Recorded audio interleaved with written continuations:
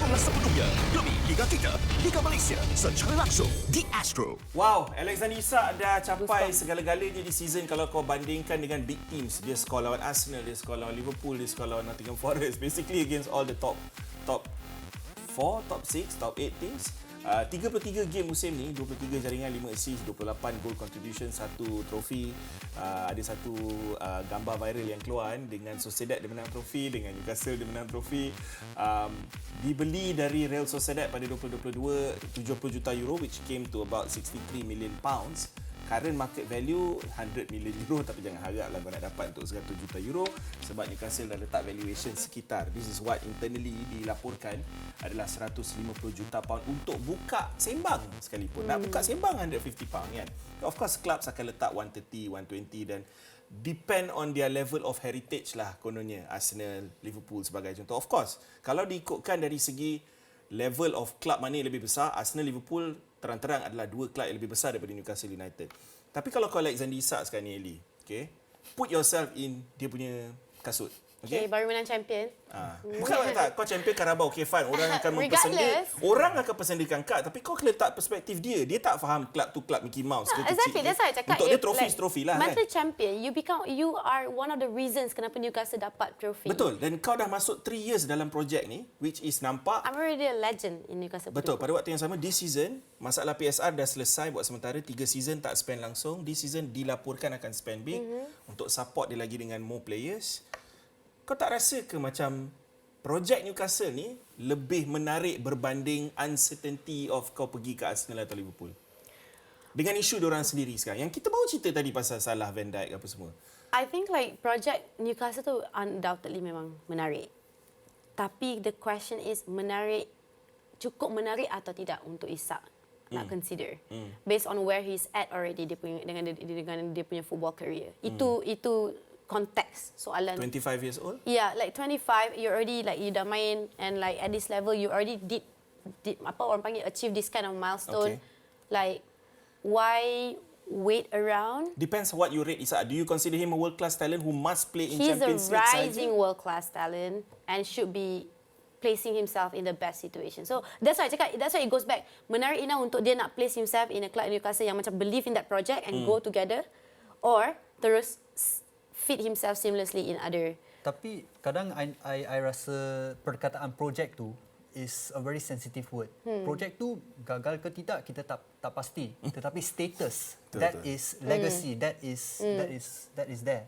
So nak bandingkan legacy Newcastle dengan legacy Liverpool ataupun Arsenal, Real Madrid, Barcelona, tentulah legacy dia orang lebih besar. Tak dinafikan.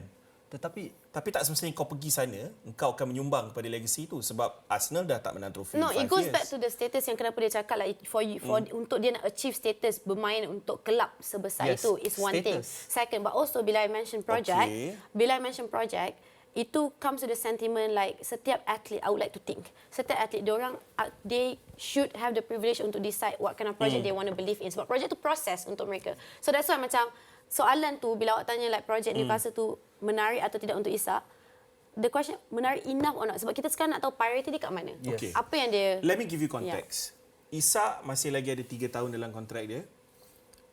Newcastle don't have to sell. In fact, the owner Pak Arab pun dah cakap yang dia tak nak jual. In fact, bagi dia 2 kali ganda kontrak tawaran baru. Isak dah openly cakap he's waiting for the new contract negotiation. Dia kata dah berkali-kali dia happy at the club. Okey, tapi benda ni kita semua tahu, kita jangan jadi naif lah. Yang player akan cakap benda macam ni, kan? At the end of the day, players always want the best for themselves, Chun Hang, kan? So realitinya sekarang ni adalah, yes, dia akan dapat banyak offer. On Steam dah cakap, Romano dah cakap. Kau rasa secara peribadinya, apa keputusan terbaik untuk diri dia sendiri sekarang? Tak apa, jangan risau. Okay. Tak payah, jangan risau pasal menyinggung perasaan kat sini ke apa. Keputusan terbaik, stay for 1 season sebab dia adalah pengganti terbaik Harry Kane dekat Bayern Munich. Setuju? Okay. Setuju. So stay 1 or 2 seasons sebab even now you pergi Bayern Munich, you're not going to displace. Kau memang tak boleh replace Harry Kane. What for about now. Barcelona and Lewandowski? Because dengan cerita Barca pun betul-betul gila minat dengan dia. Barcelona tak ada duit. Tak ada duit. Betul, Why? setuju. Tapi kau tahu lah kadang-kadang dia orang akan korek sini, korek Kenapa sana. tak, okay, dan dari segi itu like the most obvious question lah. Datang daripada such a stable club macam Newcastle, kenapa nak letak diri awak dalam volatile situation just because you nak main? Kau nak main Betul. untuk club sebesar legacy macam tu, Tapi banyak options kau tahu lagi. kenapa aku fikir Barca? Sebab dia pernah cakap dalam satu interview orang semua nak kata ni something yang aku rasa Arsenal fans satu dunia perlu tahu. He is not a Thierry Henry number 14 fan tau daripada kecil. Dia sebenarnya adalah Leo Messi fan. Dia adalah R9 fan. Dia dah cakap banyak kali dalam interview. Tak ada satu pun sumber yang sahih aku jumpa mengatakan dia adalah Thierry Henry fan just because of the number 14 and gaya permainan dia. Tapi kau kena faham juga pengaruh dia pernah cakap pengaruh bola sepak dia masa dia kecil is Spanish football, Chun Hang. So that's why aku rasa kalau ada klub yang akan datang ambil dia satu hari nanti, mungkin next season ke season akan datang ke, Barcelona bro. Tak. If you want to talk about dia punya pengaruh dalam even Spanish, Bayern. if you want to talk about dia punya influence dalam Spanish football, dia pernah bermain, dia sudah Tahu bermain dia di pernah Real main kat, Sociedad. tapi dia main kat Rosa Sedat bro. Yes. Ibarat kau si tembang sekarang ni lah dia main Newcastle tapi Arsenal dan Liverpool heritage club. Tetapi we can look at Barcelona with the same perspective kan. Barcelona sekarang ni not in financially bukan satu club yang Powerhouse lah dari segi financial. Tetapi as a status club, yes, they have a lot of history, ada banyak besarnya nama. Tetapi it's the same with Bayern Munich. Bayern Munich, one of the best teams in Europe, and they would need a centre forward yang ada play style yang sangat-sangat. Credibility. But the player yang kau kata on the way nak jadi world class ni nak main kat Bundesliga ke? Itu persoalan yang aku akan tanya balik. Because a lot of Bundesliga talent are coming to the Premier League, Sebab are going to La Liga, you know what I mean? And I rasa it's interesting that Chun Han mentioned the word legacy. So either you nak pergi ke club yang dah hold the status of this kind of legacy and you want to be part of, ataupun Isak, dia dah rasa that feeling to create such a monumental history untuk Newcastle to give back the trophy. Maybe he wants to create that legacy untuk Betul, Newcastle. kita tak tahu, kita So that's tak why macam soalan ni semua berpaksikan kepada satu angle je. Which one is interesting enough for him? Yeah. Betul. Which path yang dia nak explore? Because he has the options. Sebab aku rasa secara terang ni guys, dua faktor ni akan menjadi penentu di sama.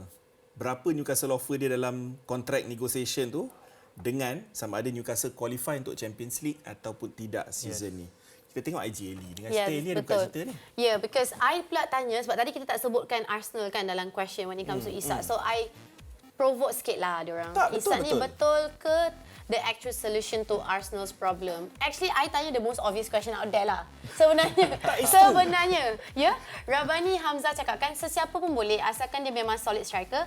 Cuma kalau masuk Arsenal mudah injured. Tu tak syok. Okay, that's like based on apa-apalah Arsenal memang dengan apa Tak, orang tapi panggil Isak ni pun ada supan history injury. of injury record dia pun tak pernah Ricky cantik katakan lah, kan? kalau ikut keadaan sekarang, aku rasa memang Arteta perlukan berbanding beli striker luar yang tak boleh nak adapt dengan tempo EPL. And then Maliki katakan tak betul actually Isak akan menjadi beban besar kepada tim master jika Isak pindah Betul. nanti. Kau nak tahu kenapa tak? Okey, kau habiskan komen Dan terakhir Syahiran Syarifuddin cakapkan demi Ellie saya cakap ya. Awak tak membantu Syahiran tapi tak Okey, apalah. Chun Hang, aku bagi kau satu senario ni. Kalau kau understand how club football works and wage structure, especially Arsenal, even though you have money, the Kroenkes are willing to spend after saving the last window apa semua.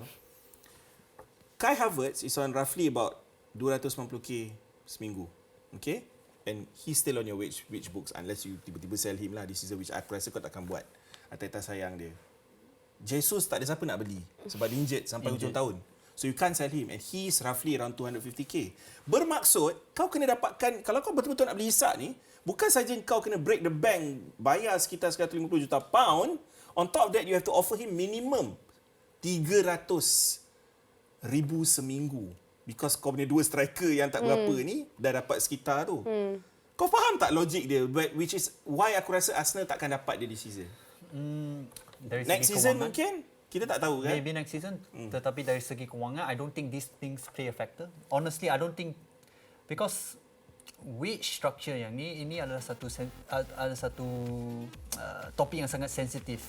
Not only dalam bidang bola sepak, but in real life. Kan? Exactly. Dalam real life, we don't talk about our salaries. Gaji, betul. Kita tak berbincang dengan gaji kita, pendapat kita. Tapi bukan apa Cuna, sebab dalam dunia PSR ni kan, if you have 3 strikers and not everyone is playing their part, tak diutilize kan orang kata kan.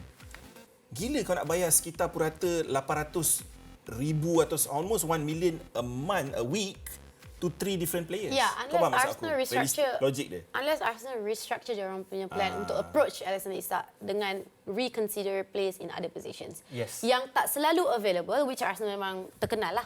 Antara salah satu yang berat hati yang nak cakap lah macam Thomas Partey.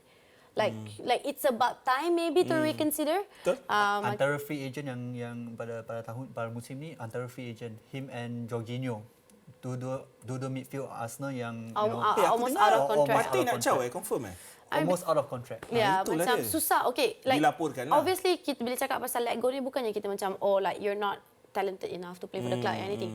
Dia dari segi faktor sustainability. Okay.